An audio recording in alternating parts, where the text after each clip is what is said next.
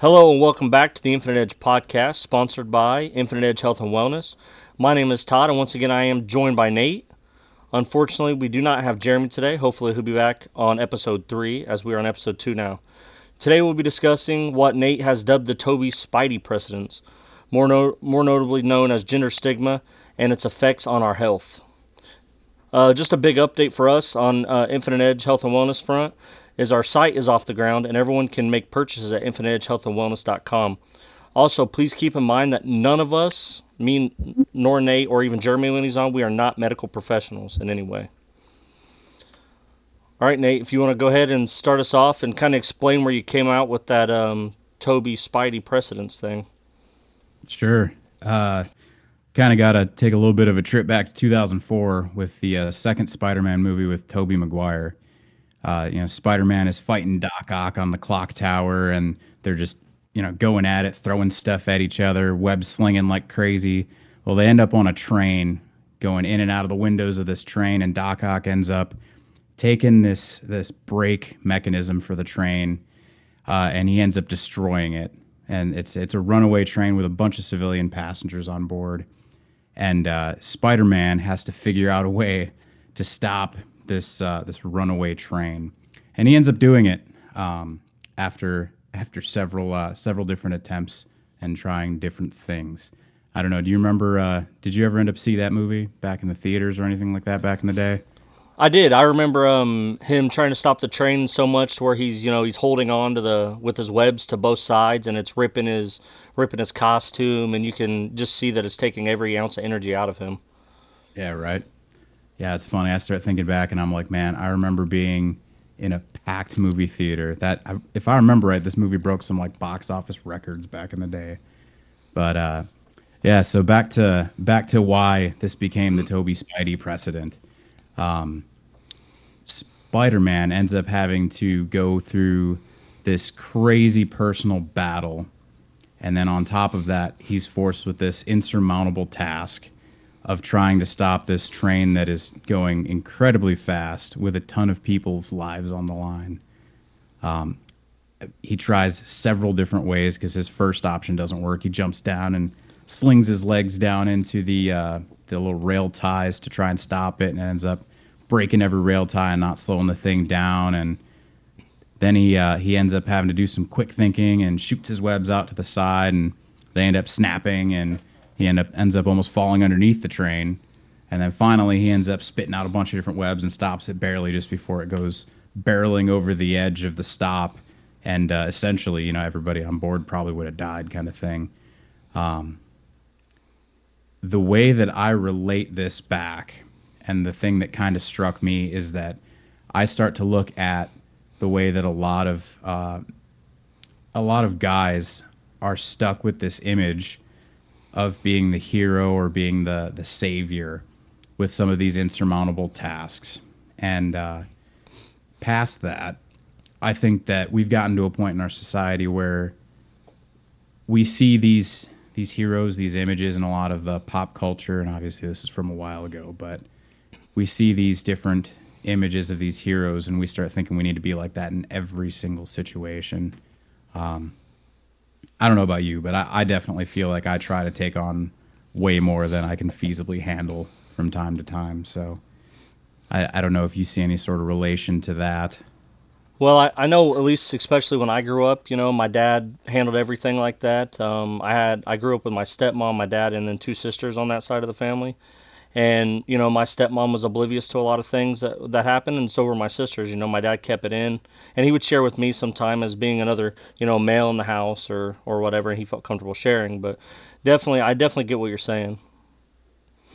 Yeah, absolutely. And I think we kind of get started off with this hero complex as we're younger, and I remember all the old Disney movies and stuff like that where all the ladies are princesses and all the guys are heroes, and that ends up being essentially the way that we're kind of built up. And I think nowadays we've kind of come to a point where we have a hard time differentiating between what trains are really runaway trains and which ones aren't.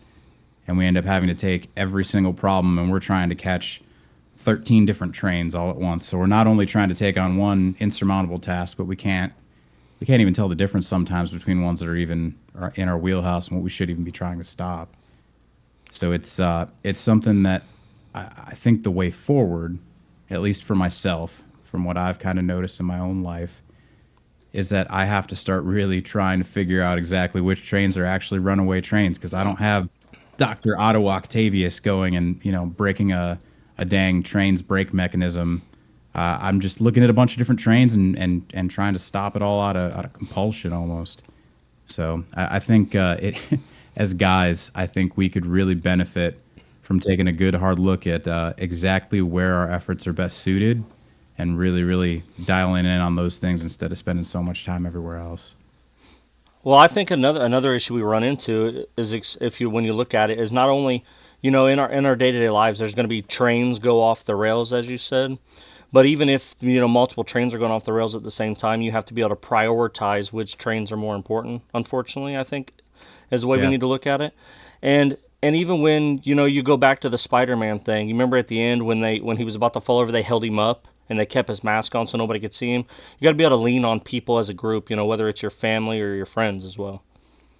yeah, absolutely. That's such a great point too.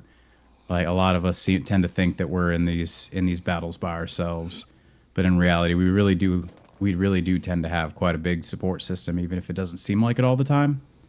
I know a lot of the time we don't want to just reach out and ask for help, and sometimes that's exactly what we need. Right.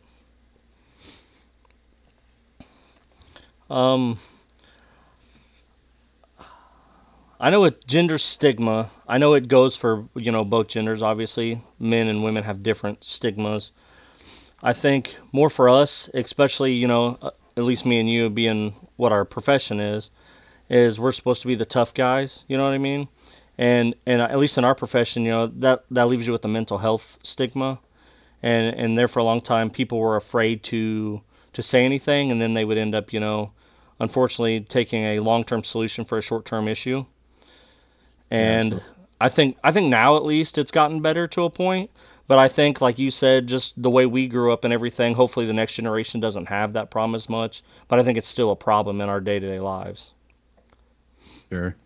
Yeah, I think we all have such different experiences too. Like, I mean, from the different parenting environments that we're raised in, or the different cultures that we kind of grow up in schools, because every school is a little different, and some people are inner city, some people are out in the country, and all those there's different values and different things that are kind of promoted in each of those different areas. I think a lot of the underlying stuff is the same. It just kind of manifests itself a little bit differently nowadays, I think. Yeah. I will say this: if you are having any mental struggles out there, and to do or anything like anything that's bothering you, and you need to talk to somebody, reach out, whether it's medical professionals, family members, friends. All these things help. All these things, will if you can't find help from if you're not comfortable talking to medical people, or even if religious wise or whatever's comfortable for you, reach out to them and see what they can do to help you. Yeah, absolutely. I mean, there's a ton of different places that we can reach out to, and I know I've personally had my own struggles in life. I've had to reach out to religious individuals like a pastor or a chaplain or something like that. I've reached out to therapists before. I know a lot of us can get real stubborn about things like that, but um, we can all work and we can all ask, and I think that's definitely something that is super beneficial if we can just work up the strength to do it.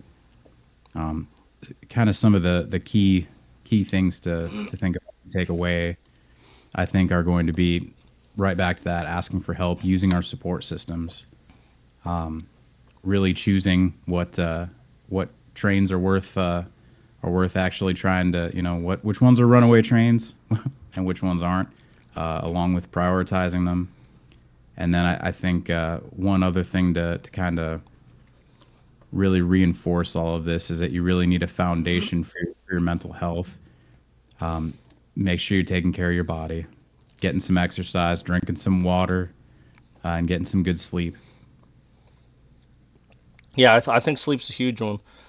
And like Nate said, it's not only you have to have that support system, But you also have to make sure it's a good support system. You know, not everybody's good at supporting you the way you need. Sometimes you need somebody to kind of, be honest with you, kick you in the butt a little bit, so to speak. And I think we all need it, and everybody's personality is different, so you have to find out what works best for you. Yeah, absolutely. We all got strengths. We all got strengths. We all got weaknesses. We should play to our strengths and ask for help when we need for our weaknesses. I think it's probably a good point to remind everybody to subscribe to our social media platforms. We got quite a few of them. Yeah, so this will be shared obviously on YouTube, and then we'll send it off obviously to our Facebook. We also have X, and Nate himself will be working on some TikTok stuff. And we will always be on infiniteedgehealthandwellness.com if you want to check out any products we might have. And, we'll be back next week for episode 3. And that's all we got for today. Have a good one. Yep. Take care.